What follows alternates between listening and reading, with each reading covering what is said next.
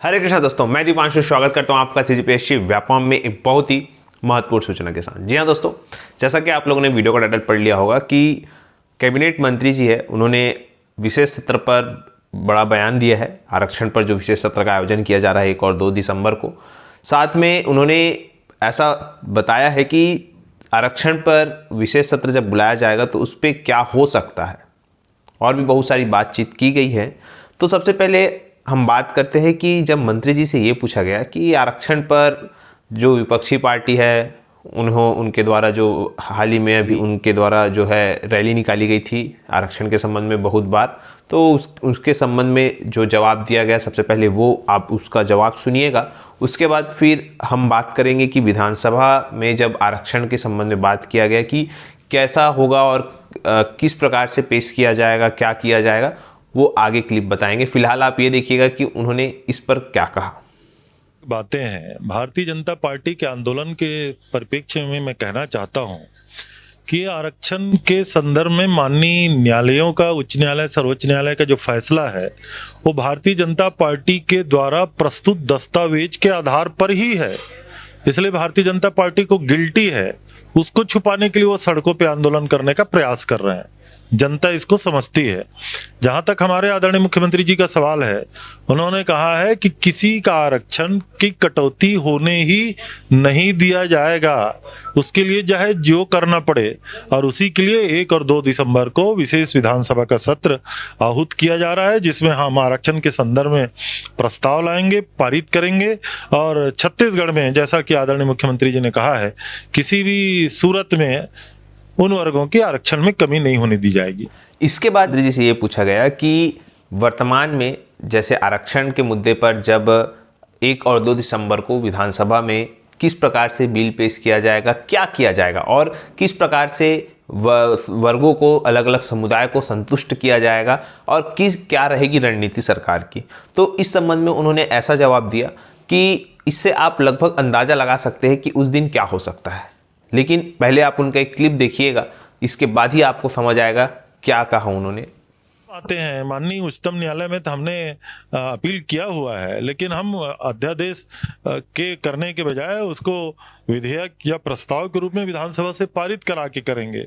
अब विधानसभा का सत्र है, विधानसभा में जब प्रस्ताव पारित हो जाएगा उसके बाद देखेंगे रास्ता क्या हो सकता है, लेकिन आरक्षण में कटौती नहीं होने दी जाएगी। आने वाले समय में उन राज्यों में जहां आरक्षण 50% से अधिक है, उसके लिए जो हम लोगों ने टीम बनाई है, अब वहां से क्या दस्तावेज लाते हैं, उन आरक्षणों का आधार क्या हो सकता है, उसको छत्तीसगढ़ में कैसे लागू किया जा सकता है, ये तो अध्ययन के बाद पता चलेगा। लेकिन माननीय मुख्यमंत्री जी की और सरकार की पूरी तैयारी। आप लोग जवाब सुन लिए होंगे और जवाब सुनने के बाद अब आप लोगों को समझ आ गया होगा कि उस दिन क्या हो सकता है।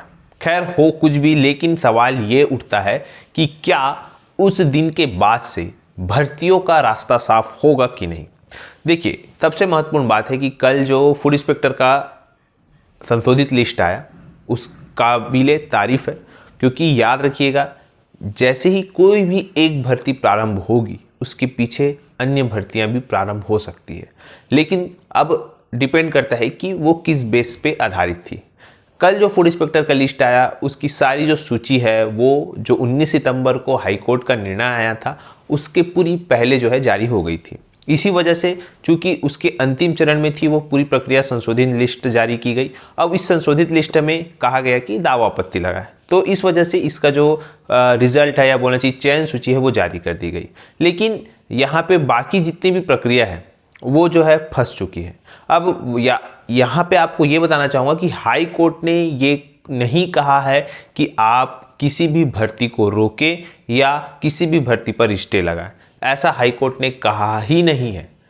यहाँ पे मुद्दा इस बात का है कि जैसे ही हाई कोर्ट ने 58% को असंवैधानिक घोषित कर दिया, उसी समय से छत्तीसगढ़ में आरक्षण रोस्टर खत्म हो गया। अब आरक्षण रोस्टर खत्म हो गया, इसी वजह से कोई भी चीज़ आगे नहीं बढ़ पाई।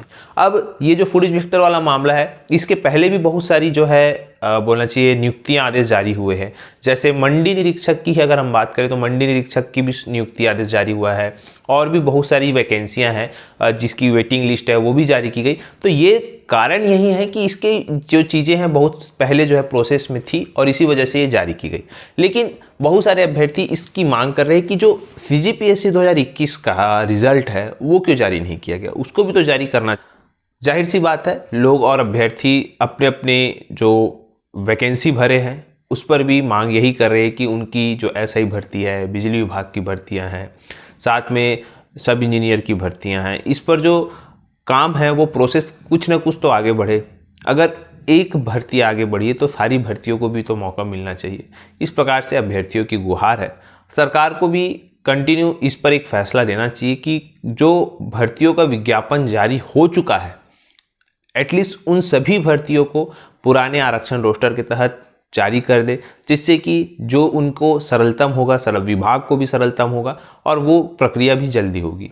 पेचीदा करने से मामला और फंसेगा। उससे अच्छा है कि सरकार को इस पर ध्यान देना चाहिए कि जो भर्ती विज्ञापन निकल चुका है जितनी भी, चाहे वो 2018 का हो, 2019 का हो, 2020 का हो, 2021 का हो, 2022 का हो, उन सभी को 58% आरक्षण पर नियुक्तियां दे देनी चाहिए।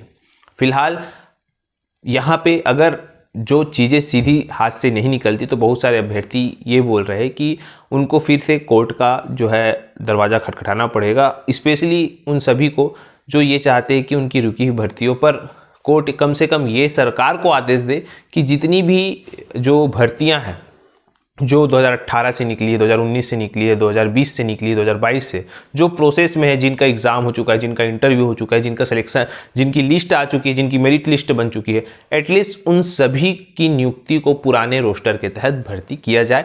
ये आदेश जो है अगर हाई कोर्ट राज्य सरकार को देगा तो राज्य सरकार उस कॉपी को सभी विभाग को भेज देगा और जो विभाग जिसकी नियुक्ति नहीं हुई है उन सभी की नियुक्ति प्रोसेस जारी हो जाएगा।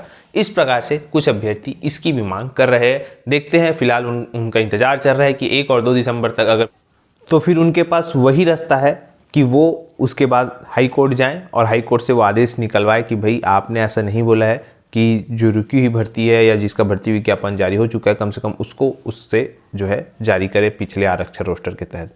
इस प्रकार से अभ्यर्थियों की तरह तरह की बातें हैं। फिलहाल आगे क्या होता है, 1 और 2 दिसंबर को क्या होता है, जैसे जैसे दिन आगे बढ़ते जाएगी वैसे वैसे लोगों की प्रतिक्रिया आपके सामने आती जाएगी और हमारे द्वारा बता दिया जाएगा। फिलहाल आज का वीडियो यहीं तक। आशा करता हूँ वीडियो अच्छा लगा होगा। वीडियो अच्छा लगा तो आप इसे ज़्यादा से ज़्यादा लोगों तक शेयर करें, लाइक करें, सब्सक्राइब जरूर करें। वीडियो देखने के लिए आप सभी का बहुत बहुत धन्यवाद। आप सभी स्वस्थ रहे, मस्त रहे और पॉजिटिव रहे।